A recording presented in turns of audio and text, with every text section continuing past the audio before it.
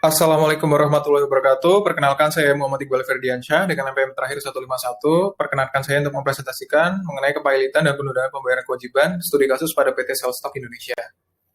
Pertama-tama saya akan meng-highlight mengenai background atau latar belakang kepailitan dan penundaan pembayaran kewajiban, kemudian langkah hukum yang ditempuh oleh kedua pihak, kemudian hasil akhir dan konsekuensi hukumnya, dan terakhir adalah pernyataan sikap dari saya sebagai peneliti yang telah mempelajari materi terkait kepailitan dan pembayaran piutang atau pembayaran kewajiban.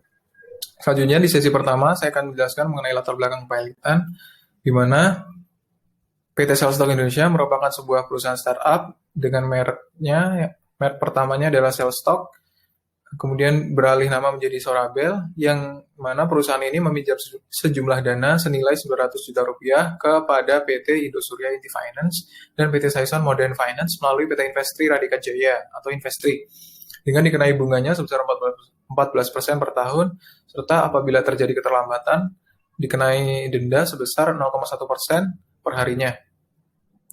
Selanjutnya, kewajiban pembayaran utang ini telah jatuh tempo pada hari Selasa, tanggal 28 April 2020, yang timbul dari perjanjian awalnya, yakni perjanjian pinjaman pada tanggal 9 Januari 2020. Yang kemudian penundaan pembayaran kewajiban terlapor KPPU ini tergolong sebagai utang menurut Undang-Undang Nomor 37 Tahun 2004 tentang kepailitan dan penundaan kewajiban pembayaran utang, Undang-Undang Nomor 37/2004.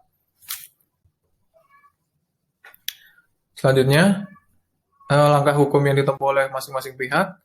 Dari pihak pelapor, yakni PT Indosuria Inti Finance dan PT Saison Modern Finance, melaporkan perkara ini terkait penundaan pembayaran kewajiban utang terlapor ke KPPU dengan nomor registrasi 233/PDT/PKPU/2020 Pengadilan Negeri Niaga Jakarta Pusat. Dari pihak terlapor, yakni PT Selstock Indonesia, tidak memberikan jawabannya karena sepanjang persidangan termohon PKPU ini tidak pernah hadir, tidak memberikan alasan mengenai ketidakhadirannya, serta tidak mengutus perwakilannya yang sah menurut persidangan. Sekalipun telah dipanggil secara resmi melalui relas panggilan sidang via Tiki pada tanggal 6 Agustus 2020 dengan raise pengirimannya tertera untuk sidang tanggal 12 Agustus 2020. Dilansir dari tempo.co.id per 31 Juli 2020 bahwa PT Selstock Indonesia ini telah melakukan proses likuidasi dengan menunjuk pihak ketiga sebagai kreditor dan sebagai administrator yang menyelesaikan penagihan piutang dan pelunasan kewajiban kepada kreditor.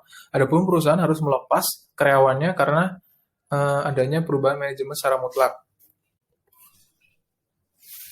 Selanjutnya, hasil akhir yang diperoleh dari presentasi ini dan keputusan persidangan. Yang pertama, faktanya pelapor yakni PT Saison dan PT Multifinance tidak dapat memberikan bukti dokumen mengenai akta pinjaman asli ke Mahkamah Agung karena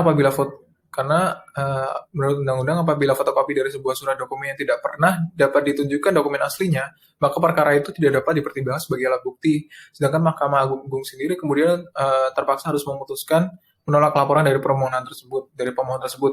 Sehingga berdasarkan faktor tersebut, maka persidangan antara PT Indosuria dan PT Saison dengan PT Selstock Indonesia tidak dapat dilanjutkan. Sementara Mahkamah Agung memutuskan untuk mengadili, yakni menolak permohonan penundaan kewajiban pembayaran utang atau PKPU yang diajukan oleh pemohon, kemudian membebankan biaya perkara penundaan kewajiban pembayaran piutang PKPU ini kepada pemohon sebesar Rp5.211.000. Selanjutnya, pernyataan sikap dari saya sebagai penelitinya, yakni berdasarkan fakta pada kasus ini, yang termohon yakni PT Selstock Indonesia sudah seharusnya menuntaskan kewajiban dalam membayarkan utang perusahaan secara penuh dan lunas dengan termin atau waktu yang diberikan oleh keputusan Mahkamah Agung RI. Sementara untuk pelapor yakni PT Saison dan PT Indo Finance sebaiknya perlu melengkapi akta perjanjian asli dan juga fotokopinya secara bersamaan agar jalannya persidangan dapat dilanjutkan dengan baik dan kondusif. Sedangkan dalam hal ini, berdasarkan keputusan Majelis KPPU, tenggat waktu yang diberikan untuk termohon atau terlapor yang PT Selstock Indonesia adalah 45 hari dari sejak awal dilaksanakan persidangan. Dan diberikan opsi apabila dapat membayar kewajibannya, maka perusahaan dapat mengajukan penundaan pembayaran ke KPPU. Sedangkan jika dari tenggat waktu yang diberikan, perusahaan tidak mampu membayarkan kewajibannya, maka hakim pengadilan niaga berhak untuk memutuskan bahwa perusahaan tersebut dinyatakan pilot. Kemudian dari fakta pada bulan Juli 2020, yang di mana perusahaan telah menunjuk pihak ketiga sebagai administrator untuk menyelesaikan penagihan piutang dan menuntaskan pembayaran kewajibannya kepada kreditor, maka dapat ditarik kesimpulan bahwa PT Selstock Indonesia ini telah beralih manajemen secara mutlak dan dapat mengoperasikan kegiatan perusahaannya dengan di bawah nama merek baru yakni Sorabel. Sekian presentasi dari saya, kurang dan lebihnya saya mohon maaf. Terima kasih. Wassalamualaikum warahmatullahi wabarakatuh.